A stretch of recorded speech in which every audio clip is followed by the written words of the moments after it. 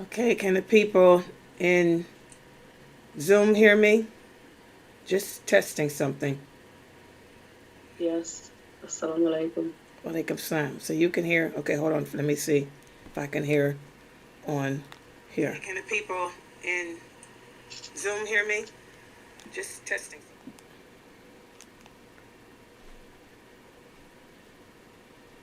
Okay, mashallah. Okay, I'm testing something. Let me look at this for a minute.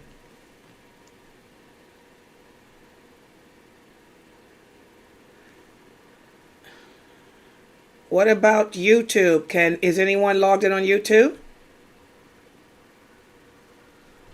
Let me look at YouTube right quick. I'm testing. I just found another control. So let me see what this control is for. Um, oh my, you guys hear me too? On YouTube? So what is the purpose of this microphone thing here? Oh, wait a minute. Hold on. I want to know. Remind me after class. And you hear me too, Samira? Good. So what is the purpose? I told you guys I have about all these microphones in here. If you all can hear me, then what's the purpose of these microphones that they have in here for me? I know if I turn this up, y'all hear that echo. Well, what's the purpose of this one? Okay, since I turned this one up, does this one make a difference? Is my sound louder or anything? To people on YouTube or Facebook? Is it any louder? I wonder what's the purpose of this microphone here. I'm gonna have to. I'm gonna ask them what's the purpose of these two microphones. In fact, hold on. Let me see if I is it my settings. Oh, I bet you this makes a difference. Let me see. Oh my. Did that make a difference? Does this make a difference? Can y'all still hear me on YouTube? Thumbs up if you can hear me on YouTube. I bet you this was the difference.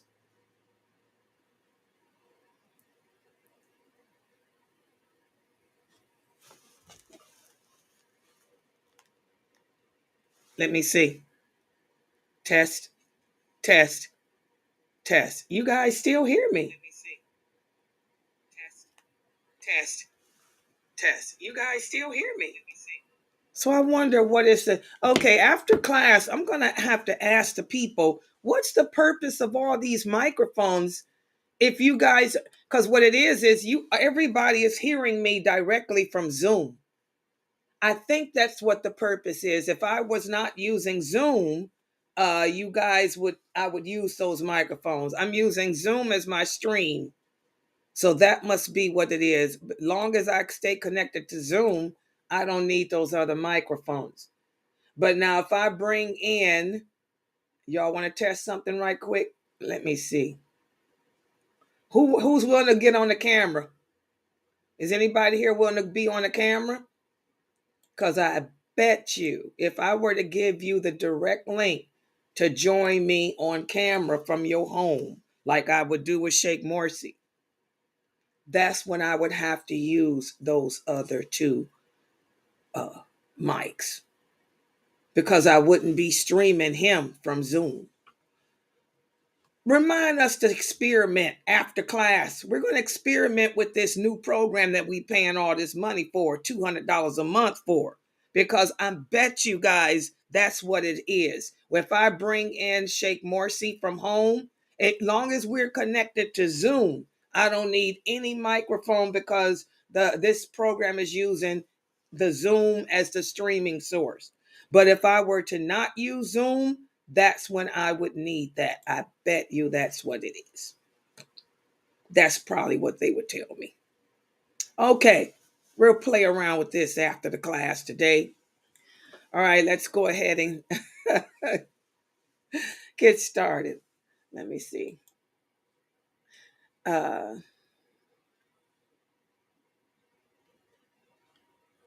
camera. Hold on. Um,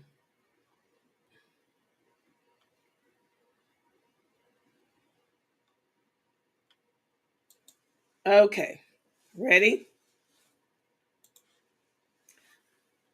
Ina alhamdulillah, wa salam ala wa rasulullah.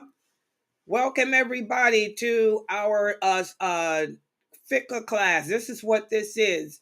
This is fiqh. By the way, Bethany, I got your questions. Bethany wanted to know what is meant by fiqh. Fiqh. Fiqh is an Arabic word that means basically how to how to better understand something. So it goes into the rules and the guidelines and things like that. So when you hear different brothers saying that I'm teaching the fiqh, like you hear Sheikh Kareem Abu Zayd saying I am teaching the fiqh of Siam. Okay, that's the rules, the guidelines of how to fast. Okay, so that's what fiqh is. It's not tawheed. You all remember, tawheed is the oneness of Allah. That's what that my tawheed class is, the class teaching you the oneness of Allah. Okay, this is not focused on the oneness of Allah. This class that I'll be teaching from now until the end of Ramadan is the fiqh of fasting, the rules, the guidelines as to how to fast. Does that make sense? Did I explain it well, sister, for all the new Muslims and even the old Muslims, because a lot of us struggle with these Arabic terms. So again, wa alaikum salam, Sister Hawa. I see we have Sister Hawa joining us uh, from live from YouTube. We also have someone named Goldie. Wa alaikum salam. Good job. Thank you for letting me know that my sound was good. And also, another sister here, Lifestyle World. Yes, alhamdulillah. Thank you guys for helping me with my setup here. And I like this. I like how I can show the rest of you on YouTube. I mean, on Facebook and Twitter, because we do have people. We're streaming live from YouTube, Facebook, and Twitter, and my Zoom room. And I like everyone to see that we have participants everywhere. And also, guys, just to let everyone know too, don't forget that later tonight at 8 p.m. Don't forget, at 8 p.m. is our call in. You can call in and ask me your Islamic questions live for between the hours of 8 to 10. I'll answer your questions. And if it's a question I can't answer, Sheikh Morsi is aware and he'll be on standby, also to answer your questions. So I want everybody to know that. Please write that down. Okay. And also, please don't forget to support us here at Sunnah Followers too. We're always in need of your donations to help pay for these wonderful programs that we're using. You guys are making this happen. Your donations are making this happen where I can stream on a professional level to the Muslims around the world. Because, the Prophet sallallahu alaihi wasallam told us how it would be, that the people of the truth, we'll have a hard time trying to get the message out there because number one, we won't have the money. We won't have the funds that the innovators have. And this is so true. The innovators, they have all the money, they have all the resources, the technology. And that's another reason. These are other reasons as to why they have such great followers. Okay. And then the people of the truth who adhere to the traditional Islam, look at me. I'm just a woman. Yeah, that's right. We're just a woman. We women are intelligent. Yes, I believe women are more intelligent than men. Okay, we may not have the physical prowess that a man has, but I think we are more intellectually intelligent. And remember, guys, the prophet sallallahu alaihi wasallam told you, brothers, that the biggest fitna that he left behind for you are women, us. Okay, and also he said if there was any creature that would be able to outsmart Shaitan, it would be a woman. So I think we women are much more intelligent than men, intellectually. All right. But unfortunately, nobody wants to listen to a woman. That's been the case since Allah made Eve, even in the time of the companions. Y'all know Aisha. She had her own school too. You know, all the issues. She fought the same battles I'm fighting today. Okay? She could not understand why, when it come to issues of women, the other people, she used to say, Ibn Masud, because he had his school. She said, why is it that when it comes to issues relating to women, why don't you think to come and ask me? Don't you think I would know better? Because I'm a woman, number one. And I was married to the Prophet, sallallahu alaihi wasallam, number two. She used to have to fight with this, about this all the time. She gets so angry. She would say, why is it that one hadith where Ibn Masud said that if a woman or a donkey or a woman or a dog walks in front of you when you're praying, your prayers are broken. She got so angry. She said, he said that. And she went to him. She said, Ibn Masud, why is it that you can't get it through your head that when it comes to women's issues, to ask me? She said, I was married to the prophet and I'm a woman. Don't you know that he used to pray at night and use me as his sutra? And I would be on my menses. And when he bowed, he tapped my leg to let me know to move it a little bit. She said, so you don't put us women in the category of a dog and say that if a woman walks in front of you, your prayer is broken. She said, ask me. I'm a woman and I know better about these issues than you do. And that's the same way it is today. I'm always saying, brothers, why are y'all sitting up? You have all these Muslim women thinking that they can't be beautiful, that they can't wear makeup, that none of that stuff is true. Why are you men doing that? Ask the female women of knowledge. We know better about women's issues. We have menses. We have babies. Subhanallah. So this is the same thing. So when we talk about fiqh, that's understanding, and we need to hear from the woman's perspective. And like I said, but unfortunately, I'm a woman. I don't have the resources because women, we have our place and our time, just like men have their place and time. We women do not lead men in prayers. I'm going to talk about that today at the Islam Q&A. That's right, because I got another question sent to me about women and leading men in prayers. I don't understand this, okay? We don't run mosques, so I don't have a community behind me.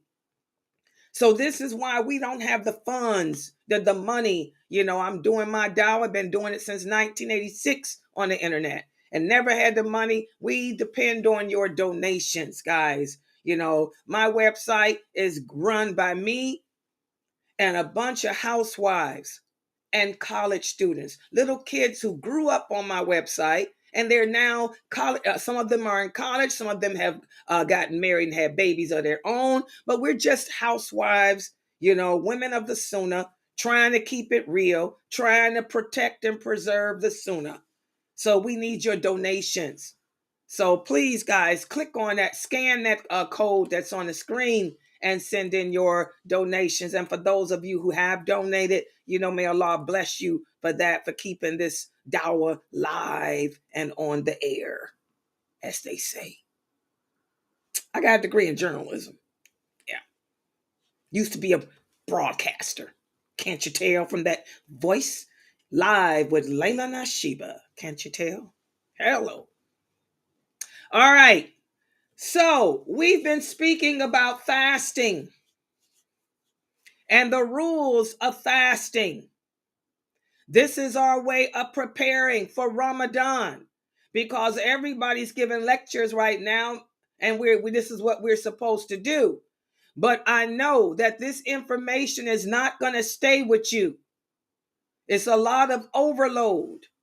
But don't fret, don't worry, because my classes on fasting and the rules and guidelines will continue until after Ramadan. If you continue to join us live here at Sunnah Followers, you can join views from Facebook, join from YouTube, join from Twitter. I will help you, inshallah, get through the entire month. Now, today what I'm going to do is give you guys a quiz. It's not going to be a long lecture. In fact, no lecture today. It's just going to be a quiz, because I want to make sure that you guys understand who has to fast, who doesn't. I want to make sure because Ramadan will be starting next week. We'll be fasting by this time next week. Inshallah, we'll be fasting next Friday. I want you guys to understand who can break the fast, who cannot break the fast. And I want you guys to understand what that ransom is, who pays the ransom and who doesn't have to pay it, who has to do the fast. Okay. And then after today and this quiz, we're going to go to the next level, which is preparing your house, because Ramadan, how did the companions prepare for Ramadan? They prepared themselves spiritually, not by doing a bunch of fasts. In fact, none of you should be doing any fasts right now, unless you are making up your days from last Ramadan. Or you're following a habit that you have to fast on Mondays and Thursdays. Other than that, you shouldn't be doing any fasting, because by the time Ramadan starts, you're going to be burned out. Okay? So we prepare ourselves spiritually, which is what you guys are doing, and we also prepare the home. You know how they say, do your spring cleaning? Well, we do our Ramadan cleaning. We have to make our home, our environment, a spiritual environment. We have to make our children, our wives, our husbands get in line with that spirituality. That's what we're going to speak about starting tomorrow. Okay? And then we'll go back to these rules of fasting. We'll go back to what breaks the fast. We'll go back as reminders as to who's obligated to fast and who isn't, when Ramadan starts. So today is just a quiz over what we talked about yesterday, because we covered a lot of information yesterday about who can break the fast. Okay? So I got the cameras going where I can see, and I'm going to try to make it so we can post up. For those of you on YouTube, I haven't learned how to direct it to Facebook. Well, Facebook, I don't have. Facebook's a little different, because I'm in a lot of, in fact, thank you for reminding me, Elizabeth. I didn't do it again. I'm in a lot of groups on Facebook, guys. And the way Facebook is set up, if the group is private, which all these groups I'm in are, you're not going to see what those people type. That's why a lot of y'all say, why come I can't see Bethany? Yeah, I showed y'all what she said yesterday, because I shared her, because she came, But unless it's an open group, can y'all see it now? Okay, what's going on now, Elizabeth? Did I share it to your group now? See, even within, I got to remember to share it, this live stream, to those private groups. So that's why I can't share their comments on Facebook. But this program allows me to share YouTube because they all in one channel with me. So if I share it, you can see it unless they're private messaging me. Okay. All right. So I got the screen open so you guys can see the comments of the people. One of the moderators in YouTube, type something. Let's see if I got the chat box open right. Type something on YouTube. Let's see if it pops up on that screen. Everybody on Facebook and Twitter, pay attention. I can share Twitter too, but I don't have that many people in Twitter. Okay. Yeah, there you go. Y'all see Brother Ahmad. Y'all see his response right there? Hey, there you go. He said, Assalamu alaikum. Y'all see how it pops up at the screen? People on Facebook, ain't that nice? So that way you guys can see their answers. So everybody's participating in this quiz. Zoom people will take the microphone with their answers. Facebook answers, I can see here. I'm looking at you guys directly. And YouTube, y'all will see their answers and as they pop up on the screen. Y'all see that? So y'all ready for this quiz? Let me put the quiz up on the screen. Here we go. Yeah, I try to make it fun. One of the sisters here is saying in one of the private groups that she think is so fun. She likes my quizzes. She said, I like your quizzes, Sister Layla. They are so fun. Yeah, I try to make it fun for you guys. You know, we don't want to be all just rigid, learn. You know, we try to make learning fun. So, oh, by the way, y'all won't be seeing this quiz. I forgot. I didn't put this quiz on PowerPoint. See how I'm crazy? Layla's crazy. Yeah, I didn't put this on PowerPoint, so this is how we doing this. Y'all ready? First question.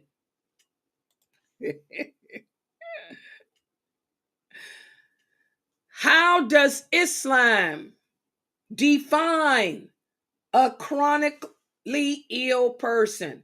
This question comes up all the time, guys. A lot of Muslims, oh, Sister Layla, I'm chronically ill. I'm exempt from having a whatever. What's a chronic illness? We talked about that. I don't want none of my nurses to answer today. I got a lot of nurses. A lot of my students are nursing students or graduated from nursing school. Even my bad granddaughter, she just shared with me. I don't know. Disrespectful as my granddaughter is, do y'all know she's on the honors? She's on what that thing is in school and the best student. Her teacher loves her. She's quiet in class. Y'all know Jayla ain't quiet. I wonder why she acts so differently in the public, but she's not that way with her grandmother. But anyway, even she's in nursing school. Okay, so other than a nurse, get those hands up. And people on YouTube, type your answers in because they can see you. We can see you on YouTube. Your answers is coming up on the screen. What's a chronic illness? What is a chronic illness? Y'all getting them up there? Giving them time because of the legacy. Yeah. Type your answer. What is a chronic illness? Let's start with Sister Anab. Sister Anab, what is a chronic illness? Cancer.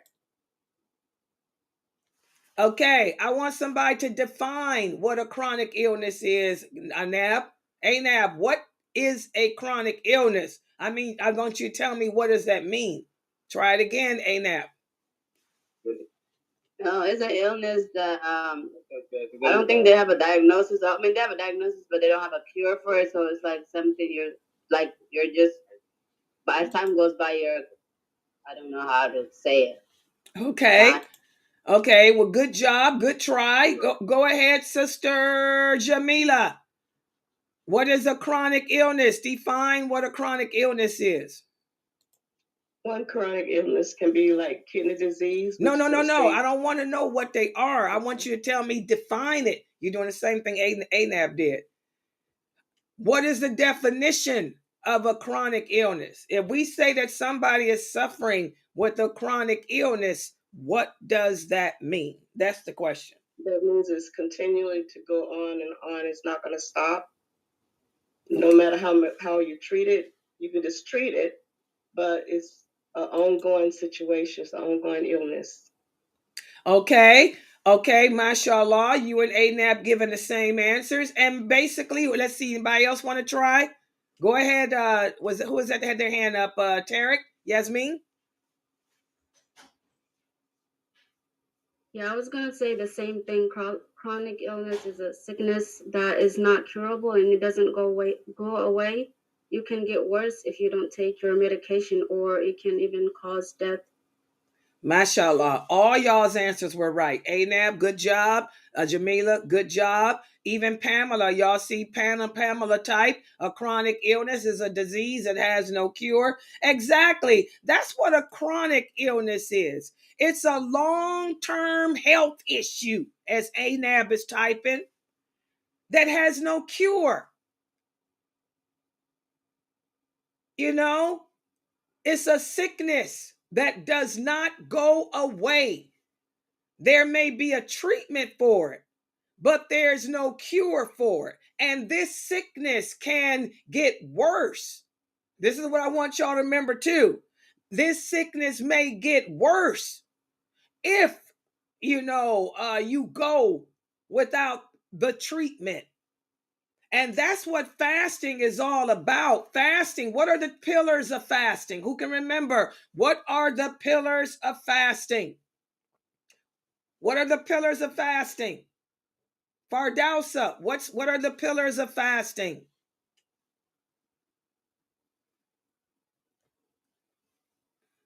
Lucy, what are the pillars of fasting? Amira, what are the pillars of fasting? Go ahead, Yasmin. Pillars of fasting is you have to have the intentions the night before, and also you cannot eat or drink anything. Okay, the pillars are, number one, you have to have the intention to fast.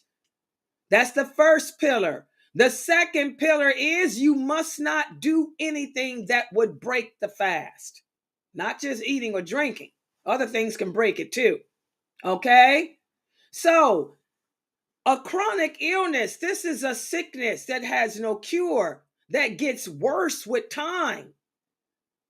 And it may be that refraining from treatment of that sickness can cause that sickness to become aggravated or worse. And that's what fasting entails, refraining from taking anything in the body for a certain amount of time, from dawn till Maghrib. So that's why, you guys have to understand the meaning of chronic illness. Not every illness is chronic. Give me some examples now. Who can give us some examples of chronic illnesses? Now y'all can take the mic and tell me, give us some examples of chronic illnesses. Go ahead. Take the mic. Heart disease. Okay, heart disease is an example of a chronic illness. What's another example? Go ahead. Breast cancer. Any type of cancer. Any type of cancer is an example of a chronic illness. Anybody else? What are some more? Stroke, diabetes. Say it again. Stroke and diabetes. Diabetes is an example of a chronic illness. Give me some other examples, guys, that people bring it home. Some more. Kidney disease. Yeah, kidney disease is an example of a chronic illness. Sickle cell. Sickle cell anemia. That's an example. And I'm going to tell y'all about that. My Amira. Amira is one of my kids here who's growing up here in Sooner Followers. Okay. Sickle cell anemia. There's no cure for it. A lot of people will ask me, Sister Layla, I have sickle cell anemia. Can I fast? If fasting is going to aggravate it and make it worse because it's flared up, then of course No. Also, another chronic illness, multiple sclerosis. One of my stepsons has that. My stepson has multiple sclerosis. He fasts. But if it aggravates his multiple sclerosis, okay, he'll break his fast. Some of these chronic illnesses will go into remission, but they'll flare up. Give me an example of those that go in remission and flare up.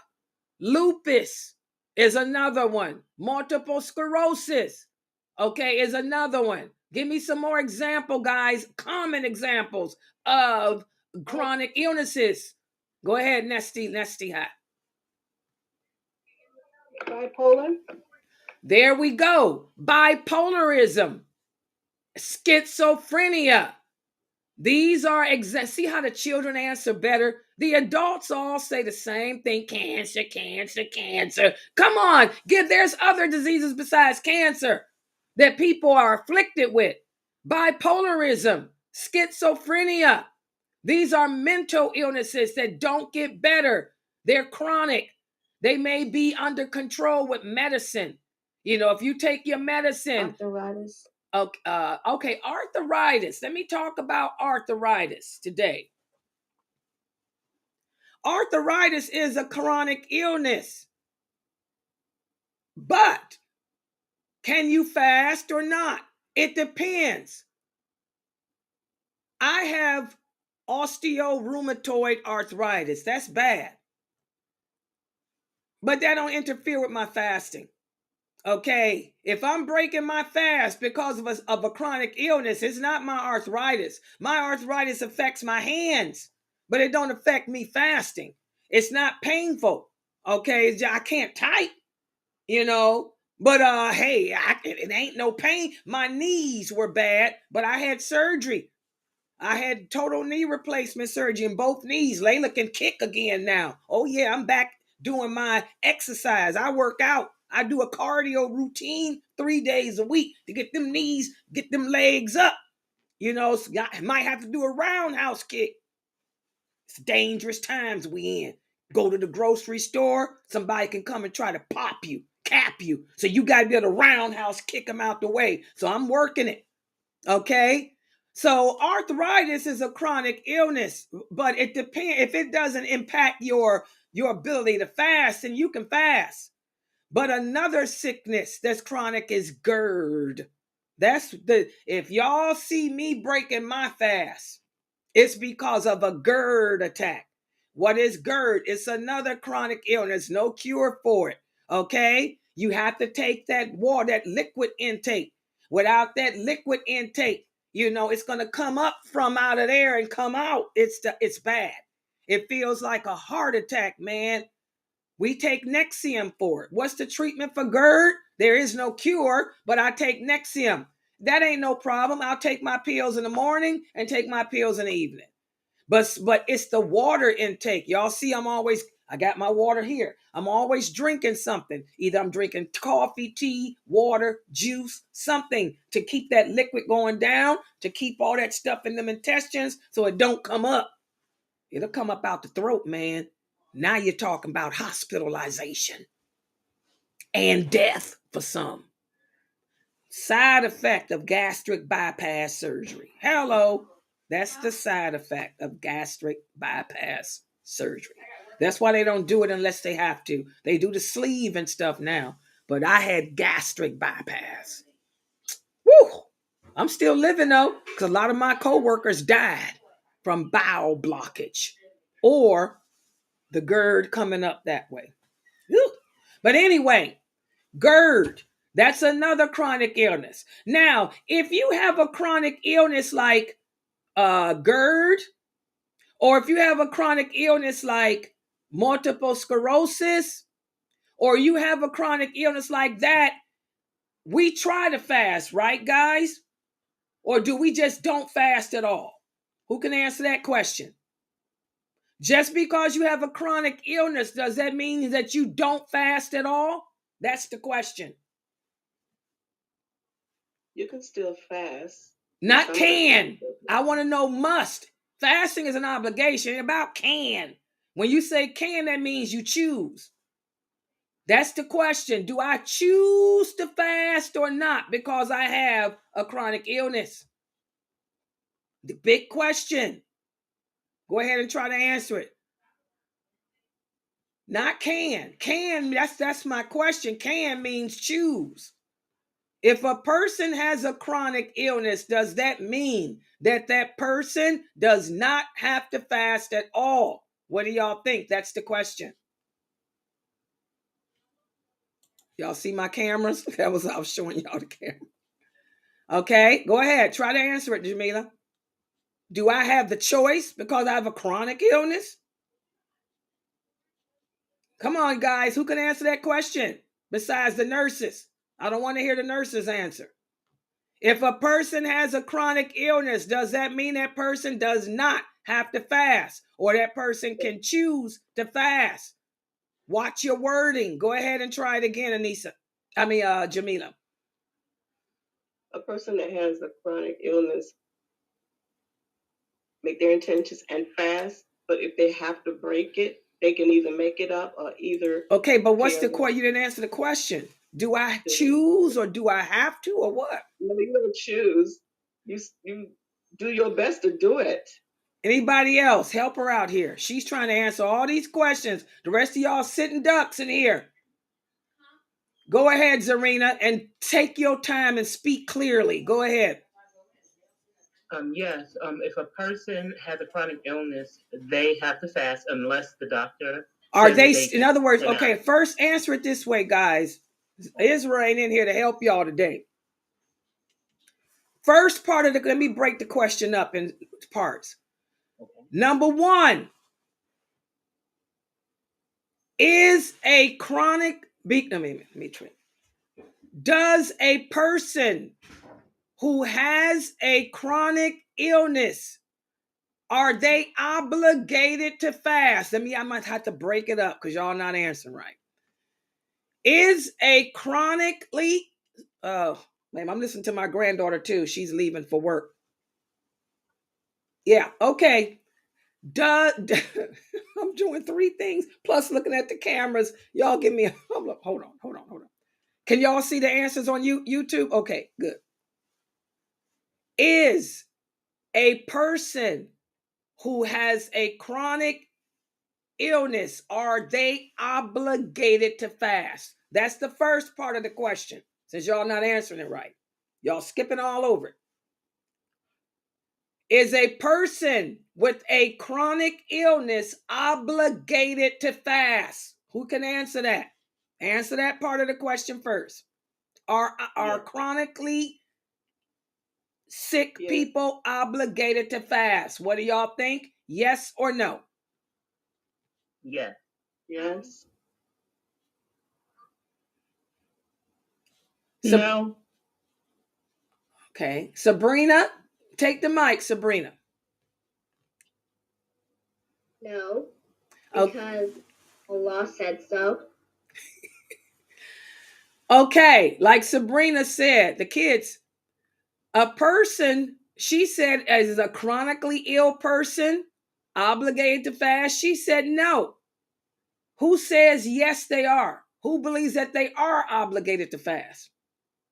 Who believes that they are obligated to fast? This is where my nurses came in yesterday and explained it to y'all. This is why we're getting yes and no answers. Okay, write this down, guys. Shakur is not in here. Shamsa. With a chronic illness, guys, it depends. Yes, they're obligated to fast. We're all obligated to fast, but if I have a chronic illness, if that illness flares up, then that's when I can break the fast. Y'all get that? That's how you answer that. Are they obligated to fast? Yes.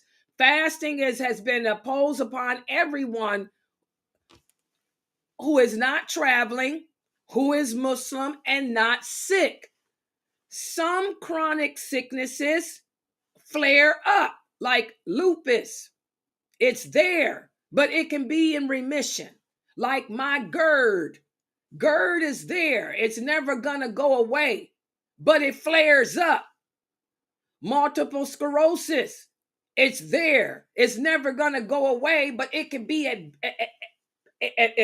bay unless it flares up. Do y'all get how to answer this question now? So if you have a chronic illness, if the illness is not flaring up, if fasting does not cause it to flare up, then yes, that person is obligated to fast. That's how we answer that question. Shakura did such a good job explaining that to y'all yesterday. Y'all understand now? Y'all get it now, Jamila? Which I know you knew the answer anyway, but I wanted you to express it so everybody else. Zarina, do you understand now? Yes, I do. So now, Zarina, answer the question. Is a person who suffers with a chronic illness obligated to fast, Zarina? Go ahead. Yes, unless they are not able to due to the fast being harmful to them. Is that what I said? If the doctor, I didn't say nothing about no doctor. I didn't. Y'all got some OD. Y'all got some issues here. Yes, but like the big but is. I didn't mention nothing about no doctor. I didn't mention nothing about that. Let's try somebody else. Y'all got to get the wording. This is the problem. The people of the Sunnah, we can't speak well. But these daggone innovators, man, they can sing and speak and they can articulate so well. Marianne, can you answer the question? Let me hear how you answer that, Marianne. Marianne, are people who suffer with a chronic illness obligated to fast, Marianne? Yes, they are obligated to fast, but if it does flare up, they do have the right to break their fast. Okay, that's a simple way. If that illness flares up, that's better than what Zarina was doing all over the place. Okay. Aisha, let me share her answer. Can y'all see the screen? She said, do not need to fast because some people have to take medication. Okay, that's not the right answer. Okay.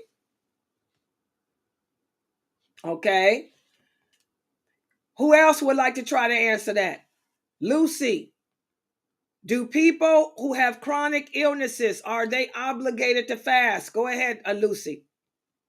Yes, any Muslim is obligated to fast. They are obligated to fast unless their illness has flared up, and then they have to break their fast. If they are insane until they come back to their right mind, they are obligated to fast. Okay, that's better. Okay, so do you guys get it? Yes. Okay, so again, if you have a chronic illness, like say you got multiple sclerosis, when we talk about chronic illness, a lot of y'all just think of cancer. We got some young people in here, like Tony's daughter. Tony's daughter has sickle cell anemia. Okay, like my stepson, he has multiple sclerosis, like me with my GERD. Yes, we're obligated to fast if our sickness is under control, even diabetes. Just because a person has diabetes, does that mean that they don't have to fast? No, it depends on what type of diabetes they have. Is their diabetes under control? Latifah has diabetes. That's because she got it. Can we say that she don't have to fast? That's not true, because number one, insulin doesn't break the fast. She can still fast and take her insulin. Now, if her diabetes flares up to the point where she goes into that sickness that they go into, then she breaks the fast. Y'all get it? So with the chronically ill people, that's how we have to look at those illnesses. You cannot say, like the brother that sent me an email said. He said, Sister Layla, I have diabetes, so I don't have to fast. I told him, what kind of diabetes? Don't you know insulin doesn't break the fast? He said, I don't take insulin. I take pills. I said, brother, you can fast. Bottom line. Okay? You look at the type of illness they have. Is it being treated? If it's under control, then you go ahead and fast. But if fasting aggravates it, cause it to flare up, break the fast. And when they break the fast, what do, guys? Do they make those days up? What happens if a person is suffering with a chronic illness and they can't fast? Fasting causes their sickness to become worse, to become aggravated. What do? Then that's when they pay the ransom. Okay, because they can't continue that fast on because it's just going to keep going, aggravating the situation, and they can get worse. So then what they do is pay the rent. They break their fast and they just take it from there and pay their ransom. Okay, what do you guys think of her answer? Anybody disagrees? Okay. Exactly. They just pay the ransom. Exactly. They just pay the ransom, guys. What's the point in making the days up through fasting? Because guess what? It's going to happen again. But again, this may depend. We can't say this is the case all the time. Let me use an example here. What about this? Let me log back in my camera. What about this? Where I see that answer at? What if a person has migraines? What about this, guys? What about migraine headaches? Like this sister says, she gets flare-ups when she's stressed. Is she obligated to fast? What about a case like this? Because this is one of the number one excuses that a lot of people use to try to get out of fasting. They'll say, oh, I have migraine headaches. Who can answer this? If a person has I can answer it. Who is that? It's Sister Ezra. I have migraine headache, and I've only broken my fast once. It was so bad I had to go to the ER. But every single year I fast because it does not affect my fast as long as I'm taking my medications after I break my fast in the evening. It's not a condition where what do you call, like you're getting it every single day. Like the sister was saying, it's with certain situations, and as long as you're taking your medications as directed by your provider, there's no excuse for you to miss out. In fact, last year I've only gotten migraine headaches once. I feel like the fasting helps me calm down my migraine flare-ups. Yes, and that's the answer. Migraine headache people, you gotta fast too. You fast too. Just like GERD people like me.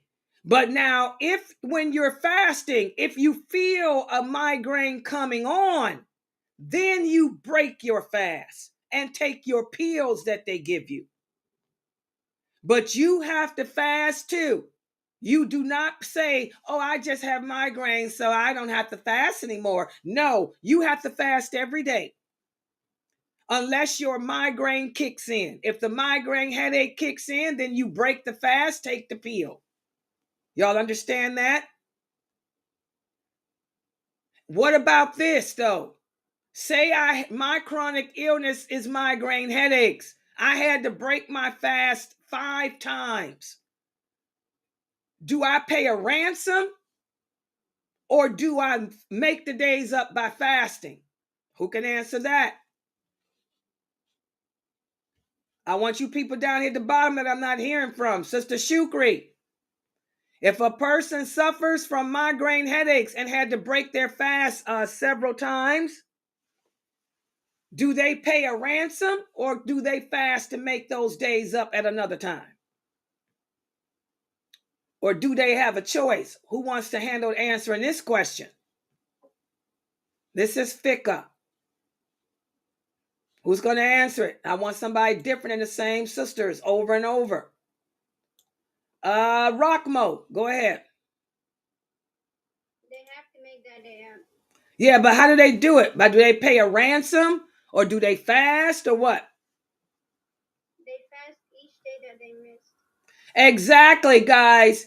In that case, you can fast because a migraines is a chronic illness, but it ain't that type of, it flares up. So you try to fast to make those days up. Okay, does everybody understand? And again, we can all come up with, I had a brain, I got shot in the head, I got kicked in the boot, a man dropped me out the window. It don't matter how your migraine is. We got to stop being those weak people trying to get out of doing our obligations. We know unless you live in every day of your life in a migraine, and you ain't, because if you was living every day in a migraine, you wouldn't be sitting in here. You have to fast, sweetheart. Take the shot that they give you in the back of your neck. Take the medicine that they give you, and you fast. If the migraine happens while you're fasting, you break the fast. And you fast another day to make it up. But now if you sitting up comatose like this for migraines, of course you pay the ransom. But you ain't comatose because you right in here in your chat program. Welcome to Ramadan. Hello. Did I answer that question? Welcome to Ramadan. We ain't getting out of fasting here. You ain't gonna get no fatwa from Layla saying that you don't have to fast because you get headaches.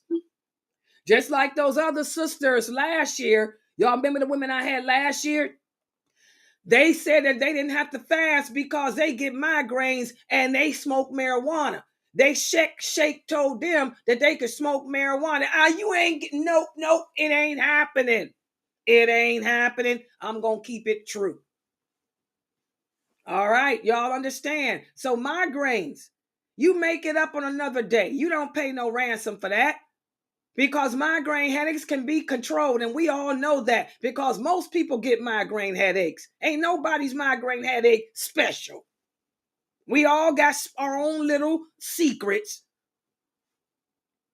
but life is life.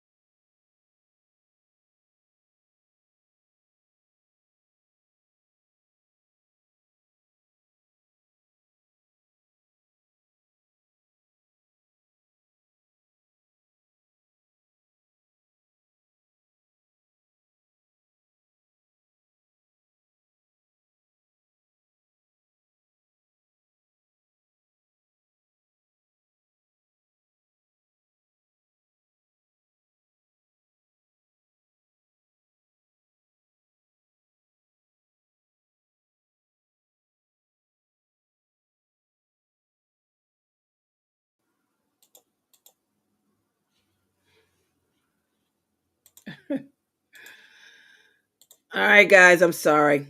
I'm sorry. Okay, we got it. Okay, we back live. Okay, we back. We're back. Yeah, we got it. I got it back. Okay, let me go back to this again. Hold on, let me move this over here. Move the caption there. And okay, we're back. So I think that covers what we talked about the chronic illness. So inshallah, everybody should know what to do with these illnesses we have. You know, for those of you with headaches and GERD and diabetes and stuff, you know your situation. Really, some of the older sisters here do have the type of diabetes that they can't fast from. You know, if you're in, you know who you are and what your situation is. Okay, let's look at the next question I wanted to ask you guys. Let's talk about the traveler. Let's talk about the traveler. How does Islam define a traveler? In other words, when can I break my fast as a traveler? What's a traveler? In other words, who can explain what is a traveler in Islam? How do we define a traveler? Let's get some more answers from other people down here at the bottom. How does Islam define a traveler? Most of the people here are answering no. Latifa, what's a traveler? How do we define a traveler in Islam? Latifa?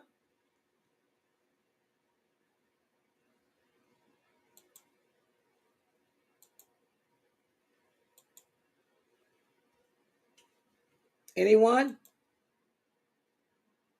How do we Yeah, go ahead. Islam defines a traveler as a person who leaves their place of residence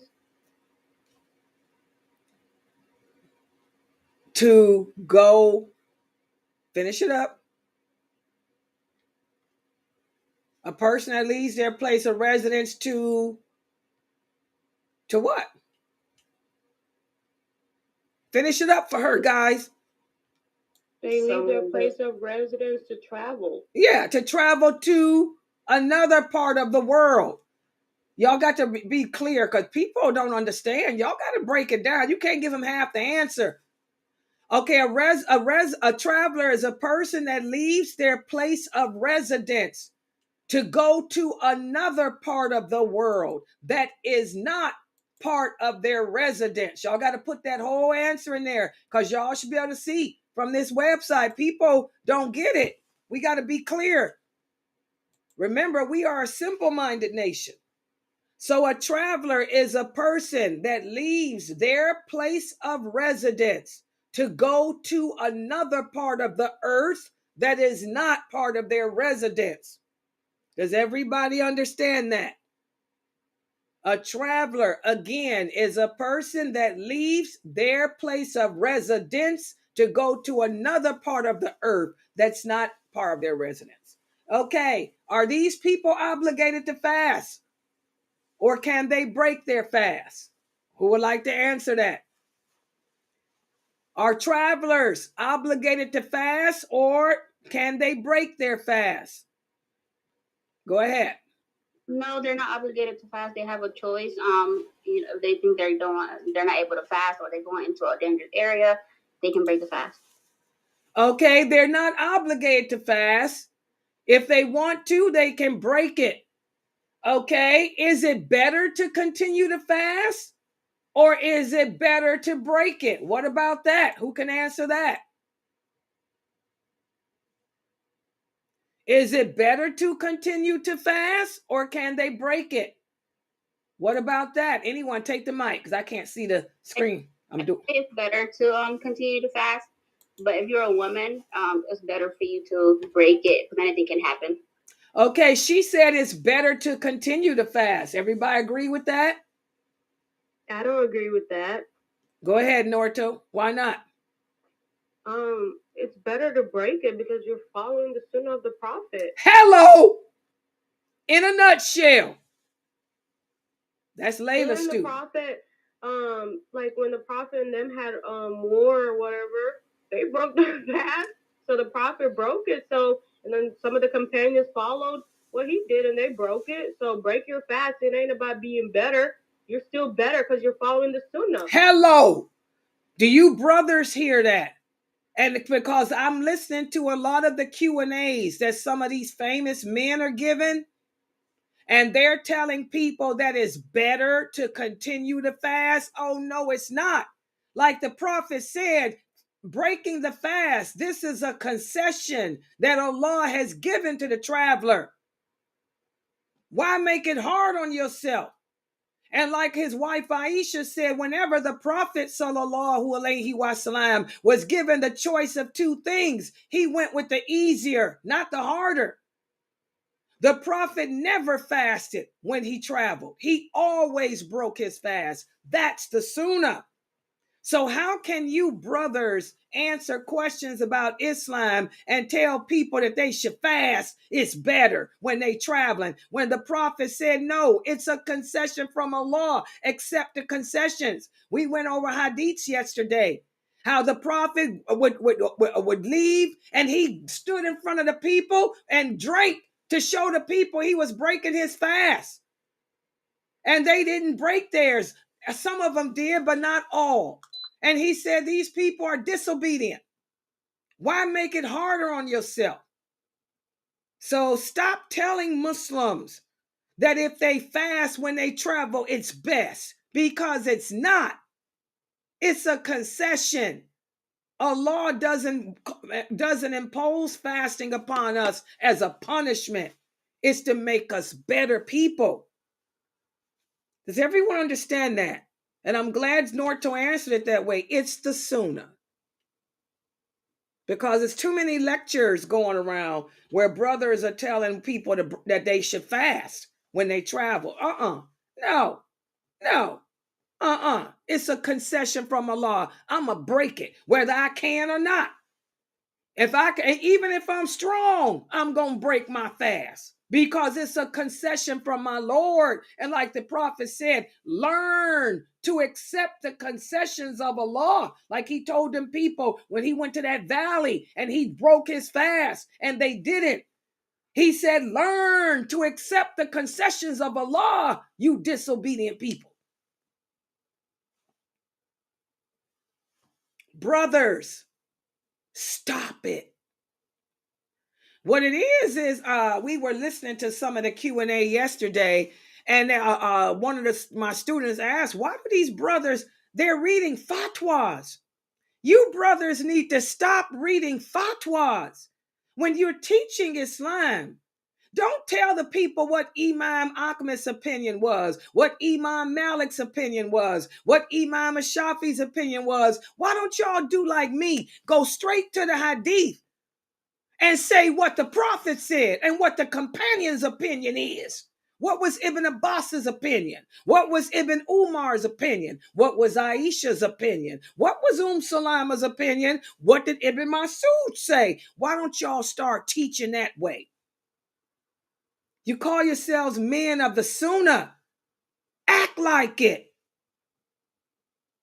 You're men of fatwa. You're men of opinion. The only one that I hear doing them hadiths is me. And ain't nobody listening to me because I'm a woman. Just like they didn't want to listen to Aisha. She's just a woman. But you will never hear Layla telling you what Imam so-and-so said. I'm going to tell you what them companions said. So stop it. I gave y'all the hadiths yesterday about that. The Prophet sallallahu alaihi wasallam said, learn to accept the concessions of Allah. If you want to fast, you can. But why? When it's a concession from your Lord. Everybody got that? Next question. What's the distance? What is the distance a person can travel and then break the fast? Who's going to answer that one? What is the distance that must be traveled before I can break my fast if I decide to break my fast? What is the distance that must be traveled? And unfortunately for the people in YouTube, when I got disconnected, I disconnected my little program chat thing here where I can't see what they're typing. Ooh, let me log in on my phone. Hold on. I'm gonna log in on my phone. But what's the distance for me to break my fast? Go ahead, take the mic. There's no distance. Once you leave out of your residency where you live, you can break your fast. Okay. Any other comments on her answer? She said once you leave out of your residence. Any comments? Anybody want to add? I can't see the Zoom because I'm trying to log in. If you want to take the mic, take the mic. We talked about this yesterday. I gave y'all some hadiths that other people ain't never seen before. You want to take the mic? Take the mic. If you leave your distance, like if it's 50 something miles, or it's going to take you for like 2 to 3 hours to get somewhere. Oh my God. Who told you that stuff? Did I teach that yesterday? Did I mention anything about 50 miles or 2 or 3 hours? Where's y'all getting this knowledge from? Did that come from my class or somebody else's class? Okay, I might have got it wrong. Girl, where you get that from? Did I mention anything about hours and miles? Jamila. I know if you go 50 miles, it's almost an hour drive to somewhere. But did I mention anything about, did the prophet say anything about 50 miles or an hour drive? I gave y'all all those hadiths yesterday. There's anything about 50 miles in an hour? The distance that you were speaking of yesterday. So, okay, I got it wrong. Now I'm talking about somebody. I'm talking to the rest of people now. Come on, get on that mic. No, it's what Sister Yasmin said. There's no specific miles or time to travel. As long as you're leaving your home. And during the Prophet Sallallahu Alaihi Wasallam, he would break his fast before he left his home. And Anas ibn Malik was once asked because one of the companions saw him breaking his fast before he left. Wait a minute, stop there. You're giving different answers now. The question was, and this is what, listen to the question, guys. Is there a certain, when can I break? The question was, when can a traveler break his fast? Yasmin said, once he leaves his place of residence. Okay, Jamila said 50 miles or an hour outside of your residence. Israel, you agreed with Yasmin, but now you're going into something else. Just answer the question, guys. When can I break my fast? Once you leave your residence. Okay, that's, anybody disagree?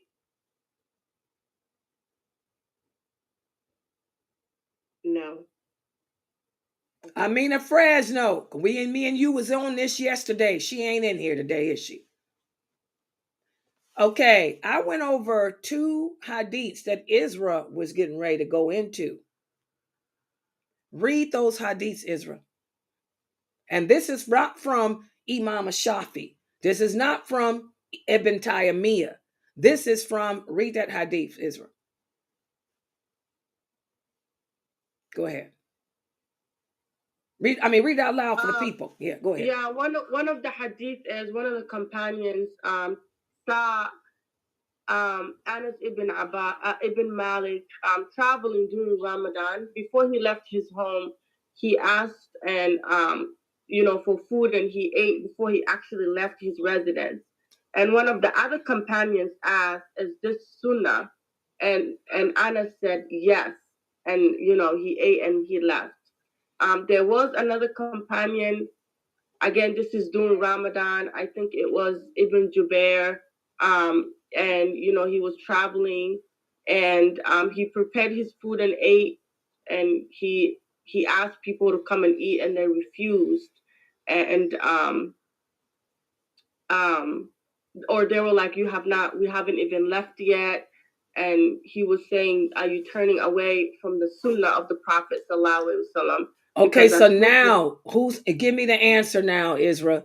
When can a traveler break their fast? My home. Bottom line. Y'all see that? That's why I gave those 3 hadiths yesterday. Those hadiths are authentic from Sahih Muslim, Imam Ahmed, and Tirmidhi, and it's also Muwatta. So where are you brothers getting this stuff from about miles, hours, or even outside the residence? Okay? From those 3 hadiths, there was 3, also the hadith of Dia. Those 3 hadiths, you learn that if a person is a traveler and you have packed, you are prepared to leave, once you get in your car or mount your camel, you can break your fast. That's those hadiths, guys. Okay? So I don't have to leave my place of residence. I can be in my place of residence, but I must be prepared to travel. If I got my bags packed, I'm putting everything in the car, I'm loading up the camel, loading up the horses. When I get on, I can say, bring me my food. I'm breaking my fast now because now I am traveling. Do y'all understand that? Write that down. Because I don't hear none of these other famous brothers telling these hadiths. But these hadiths are authentic. And Imam, no sheikh, no imam, not even our beloved Ibn Taymiyyah can overspeak these companions, because none of those people were companions. These were the first generation of Muslims. Nobody can out-trump these people. Anas ibn Malik, he was the prophet's water boy. Subhanallah, are you crazy? You think you can out-trump him?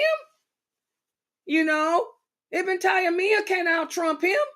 He don't understand religion better than he did. Okay? None of the imams understood religion better than Dia did.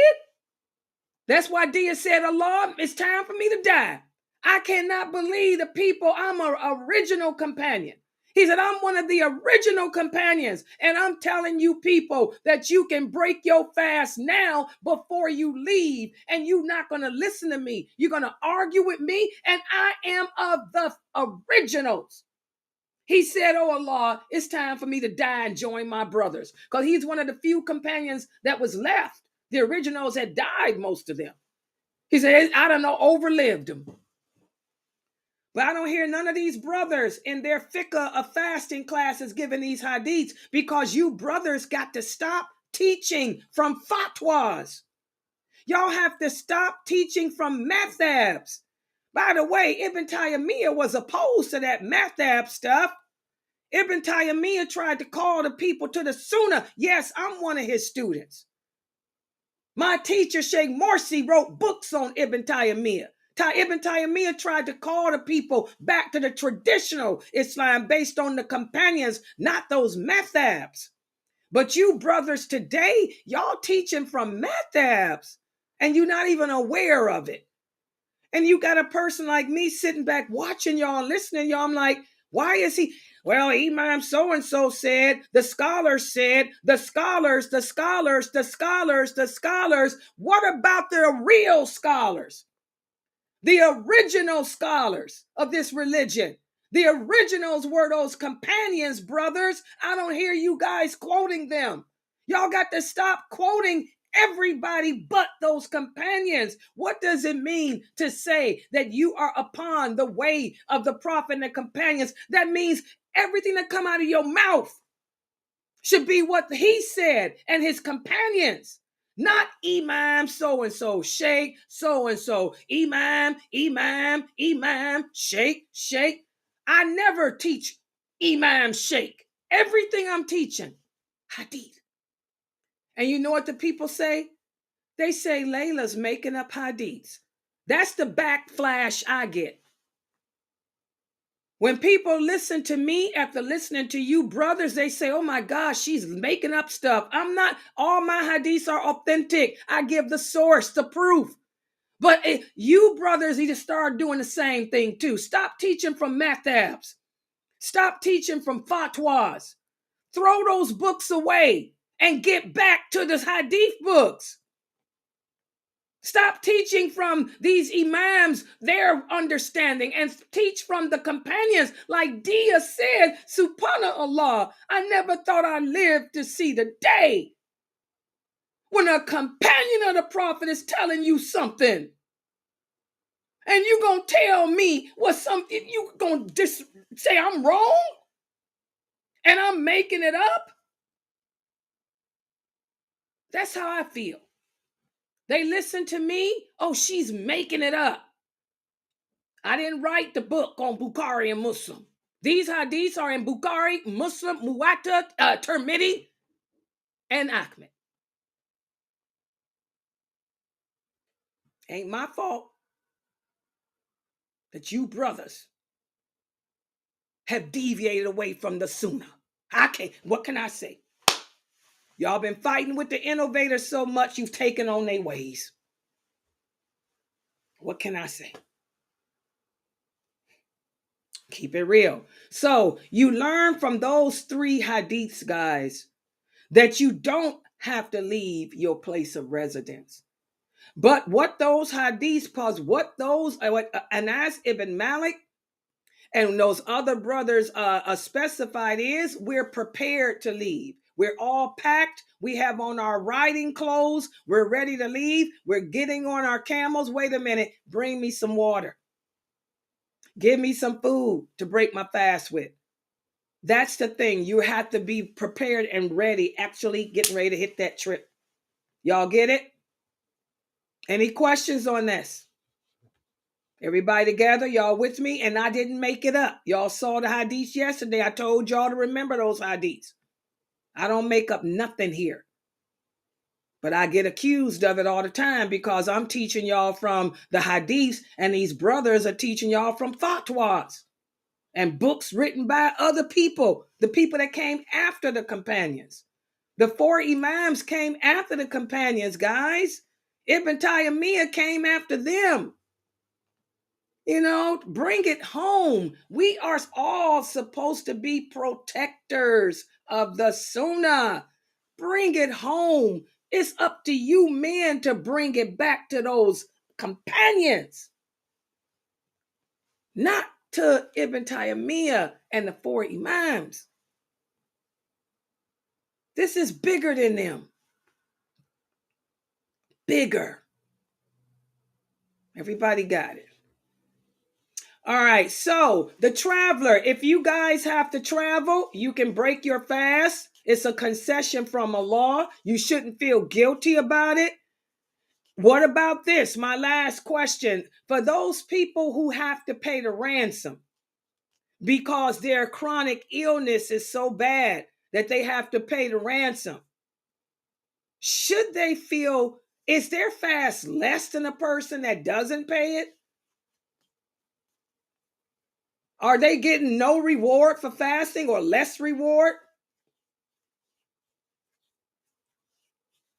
Brother Malik, what do you think? Omar Hare, what do you think? Ishtar, what do you think? Habiba, you here? Muslima.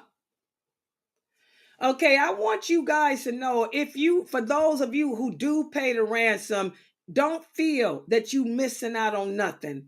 Your ransom is your fast.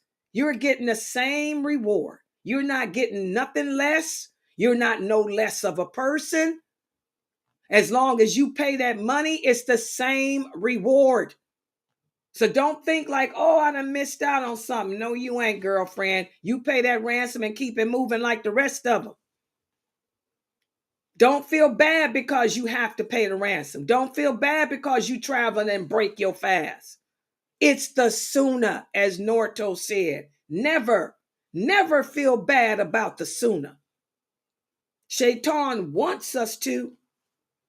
Remember, when your jinn sees that you're strong in your iman, he's going to push you to be a fanatic. He's going to push you. Islam is balance. Don't let Shaitan push you to become a fanatic. You women got that, and you brothers got that. Learn to accept the concessions of Allah. like the prophet said. All right. I'm going to stop right here. You guys did pretty good. I think you're ready. This is just basic information. We're going to go over all this again next week when Ramadan starts. Tomorrow, what I'm going to do, we're going to prepare our homes because Ramadan should be next either Thursday or Wednesday or something like that. You got these next few days to prepare your home into a spiritual retreat. And that's what we're going to spend the next few days talking about, how to prepare our home, how to make it a spiritual retreat. Okay? So I'm going to stop right here. I want you guys to remember we have the Ask Sister Layla Live. I will be logging in, inshallah, in the next 30 minutes.